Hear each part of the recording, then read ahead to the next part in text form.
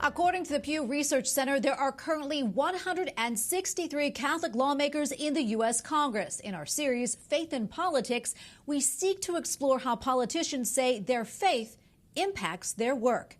Capitol Hill correspondent Erik Rosales reports.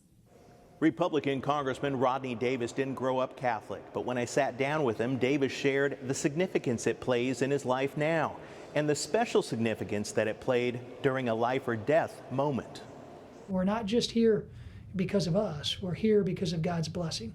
A convert to Catholicism when he was 31, Illinois Republican Rodney Davis has a crucifix from his home parish hanging in his office to remind him of what's important. It's positioned to where every time I leave my office, it's the last thing I see before I go meet with a constituent, before I go home, or before I go cast a vote on the House floor. He tells me House Chaplain Father Patrick Conroy helps nourish his faith. My faith has expanded through interactions with my fellow members of Congress.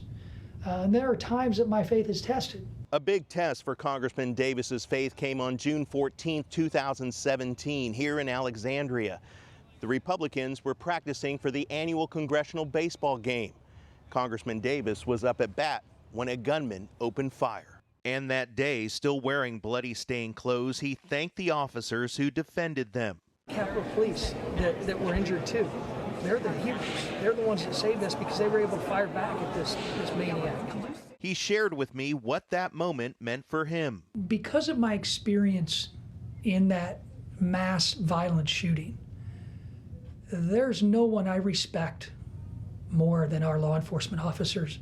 And he says it was divine intervention that saw them through. If people didn't believe in God before our baseball shooting, you have to look at too many coincidences that happened that day.